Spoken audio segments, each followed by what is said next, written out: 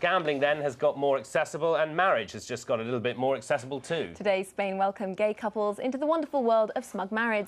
But not everyone approves. There's been strong opposition to it from some Catholic groups. Spain is not, of course, the first country to do this, and it won't be the last.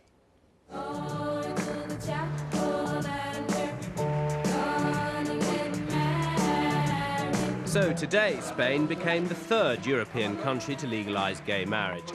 No prizes for guessing which country was first, though. Yes, the Netherlands in 2001. Then Belgium joined the club in 2003. The next country to jump on the gay bandwagon will be Canada. They're expected to legalise gay marriage before the end of this month. Here, gay marriage is not allowed, but from December this year, gay couples will be given similar financial and legal rights to married couples in what will be called a civil partnership. God bless America! In the States, gay marriage became a big and controversial election issue last year. In May, Massachusetts became the first US state to legalise gay marriage. In February, the mayor of San Francisco allowed around 4,000 gay marriages to take place. He said that a state law restricting marriage to a man and a woman was discriminatory. The Supreme Court stepped in, though, declaring those marriages illegal. President Bush tried to get in on the act too. He proposed a constitutional amendment defining marriage as a union between a man and a woman, effectively a ban on gay marriage. But it got rejected. Well, Brett Locke from gay rights group Outrage has joined us. Thanks for coming along, Brett. This was a very controversial decision in Spain. Does it make the victory all the greater? Well, absolutely. I think I expected it. It seems definitely to be the way things are going. And, you know, being here in the UK, it makes it all the more puzzling why, you know, we didn't go the same route. That's what I wanted to get into, actually. The UK laws don't really measure up, do they? No, we have a curious sort of apartheid in the UK, where there's one law for heterosexual couples and there's another law for gay and lesbian couples. And it's certainly not ideal. You know, separate laws are never really equal, and as we've discovered in the last week with the Bromley Council, there are going to be councils who are going to resist implementing you know, the civil partnership laws when they're wheeled out in December. And yeah. There's no unanimity about this, is there? I mean, no less of a gay man than Elton. I mean, it's hard to imagine a more gay man than Elton, but nonetheless, no less of a gay man than Elton has said it's not necessary for him and his partner, David Furnish. I read recently that he was going to be one of the first in lines. But it's true. No, it has been a bit of a flip-flop, but I think that's interesting. Yes. His views changed, so has people who are gay, their views changed. Would you get married yourself? Absolutely. I think that the potential benefits, the protections that it affords a couple, far outweigh the political implications. I mean, obviously, you know, there have always been critiques of marriage, that it's a patriarchal institution, that it's an outmoded institution.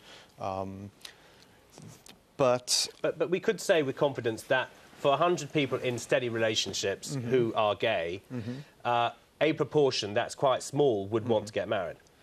Well, you know, it's really hard to say. I know, but just to chance it a bit, you know, like, it's not, we don't get, you know, help me out. I think what's interesting is my partner and I have been together for 8 years, and the fact that we are not married hasn't made any difference. And I don't think getting married is going to make any difference to our commitment to each other. It's just going to deliver to us legal rights. Of course, you know, we talk about getting married, and I think that's what's going to happen in this country. Is everybody's calling it gay marriage. Everyone's going, well, not even gay marriage. Everyone's calling it just marriage, although technically it isn't. And well, Brett, just hold on. We'll take a look at some stats because aside from being important to many people on a symbolic level, marriage and legal partnerships can give couples important legal rights too. And legal recognition of same-sex relationships can be categorised into three main groups. Marriage, where the legal rights given to gay couples who marry are the same as those for married straight couples. Next are registered partnerships. They'll offer certain legal rights. The rights you can get differ widely from country to country. The rights you get can be identical to or fairly close to those for straight married couples, but in some instances it can offer fewer rights than those given to straight married couples. There'll be a test on this in a minute. Lastly, there's unregistered cohabitation, where you get some legal rights after a certain amount of time spent living together. Brett, that's incredibly confusing to me. I don't know if it's confusing. It certainly is to me. Absolutely. And one of the problems, of course, is for couples who multinational couples. If your partner is foreign, the situation in the different countries, especially around Europe and internationally, is a huge problem, because there is such a differentiation.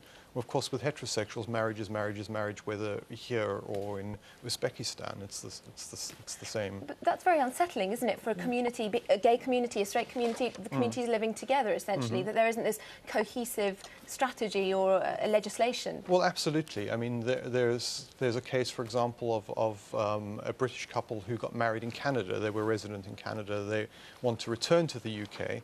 They're legally married in Canada. What happens when they get here? Suddenly they're not married.